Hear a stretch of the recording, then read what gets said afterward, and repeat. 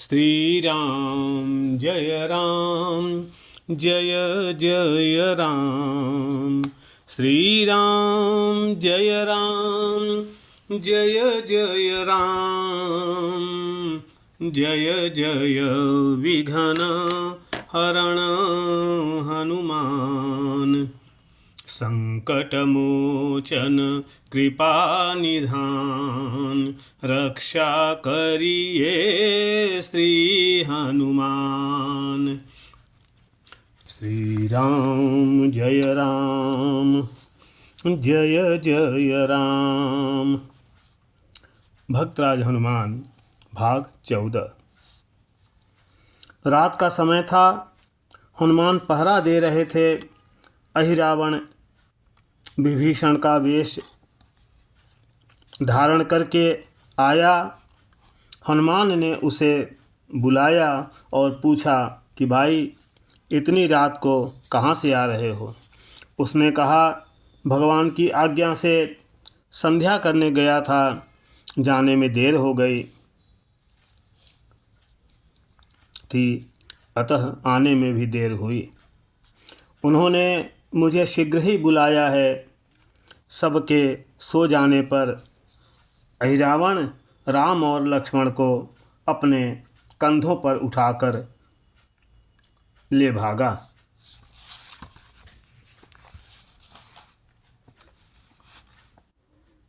भगवान को भला कोई क्या हर ले जा सकता है?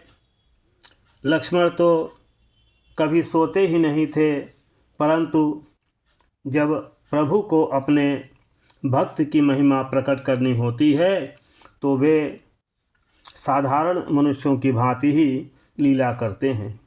आज हनुमान की महिमा प्रकट करनी थी। वे चुपचाप अहिरावण के कंधे पर चले गए। दूसरे दिन प्रातःकाल सारी सेना में बड़ा कोलाहल मचा। सुग्रीव, जाम्बवान, विभीषण सब के सब व्याकुल थे। हनुमान ने वह घटना सुनाई। विभीषण ने कहा, यह अहिरावण की माया है, मेरा वेश और कोई नहीं बना सकता। हनुमान ने कहा, वह चाहे कितना बली हो, चाहे जितने गुप्त स्थान में रहता हो, मैं उसके पास जाऊंगा और उसका वध करके अपने प्रभु को ले आऊंगा। हनुमान ने यात्रा की। दैव योग से मार्ग में कुछ ऐसी घटना घटी कि अहिरावण उन्हें नागलोक में ले गया है। यह बात निश्चित रूप से मालूम हो गई। वहां जाकर हनुमान ने महल में प्रवेश करने की चेष्टा की, परंतु मकरध्वज ने रोक दिया। उसने कहा, तुम कौन हो जी? जानते नहीं, मैं महावीर हनुमान का पुत्र हूँ। चोरी से जाना चाहते हो तो मैं तुम्हें लोहे के चने चबवा दूंगा। यह सुनकर हनुमान चकित हो गए। उन्होंने कहा, भैया, मेरा पुत्र तो कोई है ही नहीं, तुम कहाँ से टपक पड़े? मकरध्वज ने कहा, जब आप लंका जलाकर समुद्र में स्नान कर रहे थे, तब एक मछली आपका पसीना पी गई थी, उसके गर्भ से मैं पैदा हुआ हूँ। हनुमान ने उससे राम लक्ष्मण का पता पूछा। उसने कहा, मैं यह तो कुछ जानता नहीं, आज मेरे स्वामी किसी की बलि दे रहे हैं। वहाँ किसी को जाने की आज्ञा नहीं है, मैं आपको भी नहीं जाने दूंगा। युद्ध हुआ, एक से बढ़कर एक, बड़े बाप का बेटा बड़ा। अंत में हनुमान ने उसे उसकी ही पूंछ से बांध दिया और घुस गए मंदिर में। उनके चरणों का स्पर्श होते ही देवी जमीन में धंस गई, यानी भूमिगत हो गई, और वे मुंह फैलाकर देवी के स्थान पर खड़े हो गए। राक्षसों ने समझा कि देवी प्रसन्न होकर प्रकट हुई हैं, खूब पूजा की गई। आज की देवी जी जो कुछ फूलमाला, अन्न, वस्त्र आता उसे मुंह में ही रखने लगी। बलिदान के समय पर राम और लक्ष्मण लाए गए। उस समय राक्षस उनसे अनेकों प्रकार के विनोद करते, उन्हें भांति भांति से तंग करते। वे चुपचाप सहते, चूं तक भी नहीं करते। अहिरावण ने कहा, अब तुम लोग अपने रक्षक का स्मरण करो। भगवान ने हंसकर कहा, देखो तुम्हारी देवी तुम्हें ही न खा जाएं। वह इन पर तलवार चलाने वाला ही था कि हनुमान गर्जना करके भगवान के पास पहुंच गए और इन्हें अपने दोनों कंधों पर बैठाकर उन्होंने अहिरावण के हाथ से खड्ग छीन लिया। अहिरावण और राक्षसों का संहार करके हनुमान भगवान को शिविर पर ले आए। चारों ओर आनंद की ध्वनि और कोलाहल होने लगा। हनुमान ने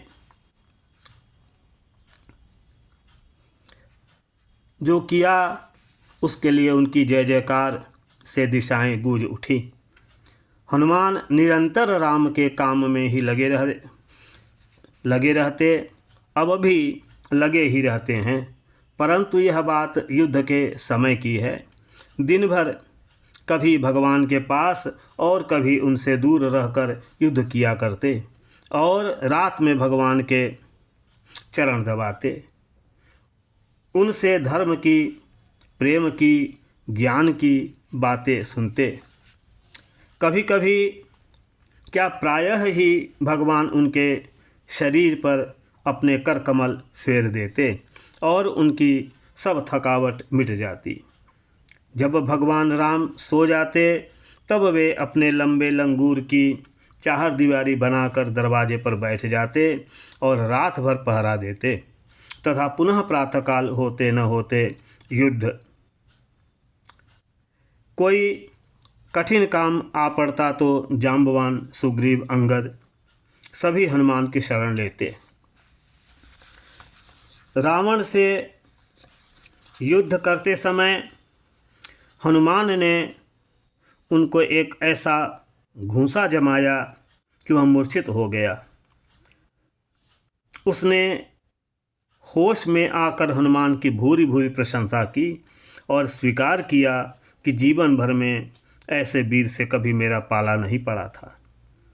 बात यह थी कि रावण के प्रहार से लक्ष्मण मूर्छित हो गए थे। अपने पुत्र मेघनाद की भांति रावण ने भी चाहा था कि मैं इन्हें उठा ले चलूं। नारायण नारायण।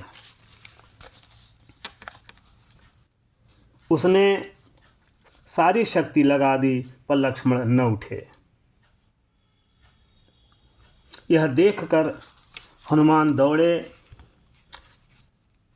रावण के बाणों से सारा शरीर छिद जाने पर भी वे लक्ष्मण के पास पहुंच गए और रावण को एक घूंसा जमाया। वे लक्ष्मण को फूल के समान उठाकर राम के पास ले आए। राम ने हनुमान का आलिंगन करते हुए कहा, भैया तुम तो काल के भी महाकाल हो।